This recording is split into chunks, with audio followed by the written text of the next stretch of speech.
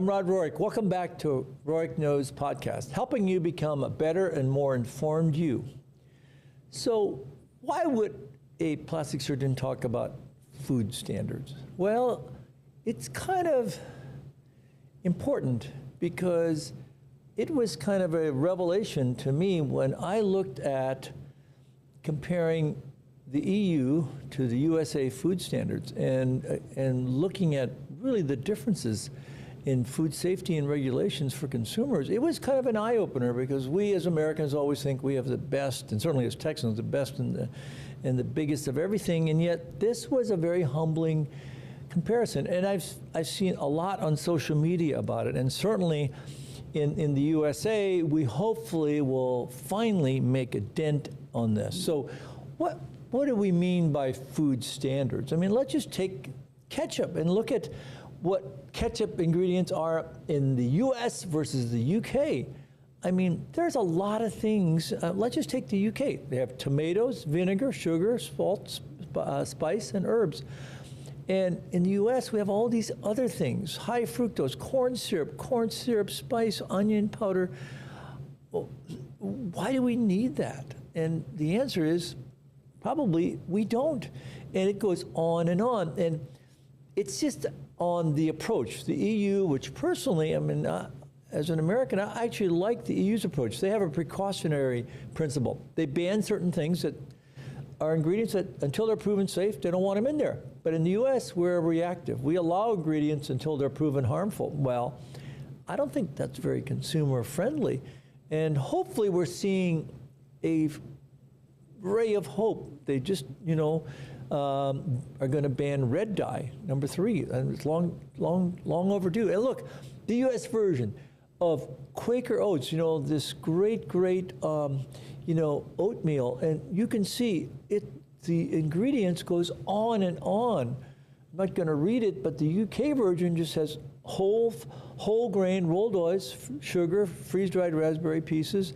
This happens to be a raspberry or a berry version, and it's very simple. And the other one has red dye and all kinds of other ingredients, that they're not needed to be in there. So why is it in there?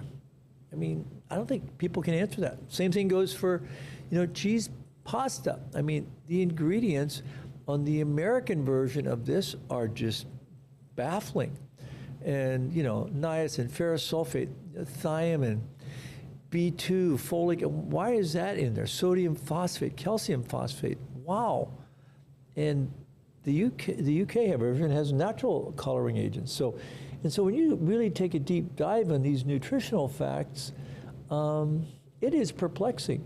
So same with frosted flakes. I guess they're called Frosties in the UK. This goes on and on. There's a lot of extra ingredients that are not necessary. So I like what the EU does. They ban thousands of additives and dyes and chemicals that are still legal in the US, like titanium oxide, it's banned in the EU, brominated vegetable oil, banned in the EU, allowed in the US, potassium bromate, and then yoga mat chemical, wow. Artificial dyes, red 40, yellow 5 and 6. I mean, why are they still in American food? And I think that just goes to show you that I think that we should be more on the proactive form of saying, hey, if it's really not been proven to be safe, let's not use it in our food supply. And that may also have a lot of potential problems that we have with the incredible amount of obesity and generalized health issues that we have in the USA. And let's also look at hormones and antibiotics in meat and dairy. They're banned in Europe. In dairy cows and restrict antibiotics in livestock. And we allow growth hormones and we have much weaker antibiotic regulations. So, and this has incredible ramifications for antibiotic resistance in Americans and hormone-related health effects. And of course, the American fries, the McDonald's fries. Again, a whole hodgepodge of incredible, canola oil, corn oil, soybean oil. No wonder they taste so good and are so bad for you. and yet in the UK, it's just simple. You know, it's a sunflower oil, and non, you know, they're hydrogenated vegetable oil. So much simpler. And you know, I've had fries in the UK; they taste just fine. So, and what about GMO labeling? It's the same thing. They're required to do GMO labeling, and the U.S. doesn't require it, and they have much more lenience. So, and then the other huge one is pesticides and herbicides. I mean, basically, the EU bans most of the pesticides, over 1,300 of them. And Roundup, which of course is banned in the EU, but it's certainly allowed in the U.S., and that's a real problem, and it's been, you know, has had a lot of issues, you know, with cancers and other types of issues in America. So I don't understand why we are not being more proactive in this. And again, hopefully there'll be a much more proactive stand coming up soon in the United States. And then the whole thing about labeling, and you just saw it, all of the examples I showed you, that the EU requires clear front of package labeling with warnings. And really, the U.S. has some misleading marketing. They're called natural, it's not defined. So there's a lot less transparency in the U.S. food labeling, which, I think needs to be fixed. So is the European food system better? I think their regulatory and protective laws, I think, are stronger for the consumer, and I think they have higher standards for additives and chemicals, and they really have more organic and natural food options now. And they certainly are far stricter on hormones and antibiotic use, and they have less corporate control and influence, and they're more transparent. So I would say I would give them 2 thumbs up for really being much more consumer focused, and potentially much better food standards than the U.S. And I think that the FDA is very, very industry friendly. Which is not necessarily a bad thing, but we need to be more consumer friendly and more focused. And I think that's where we should be heading, because we need cleaner ingredients, stricter safety measures, and we need to be aware of these choices when we're selecting our foods. So I really think that when you compare the EU to the US, I think the EU has a huge advantage over us. They're precautionary versus reactive. They ban ingredients that haven't been shown to be safe.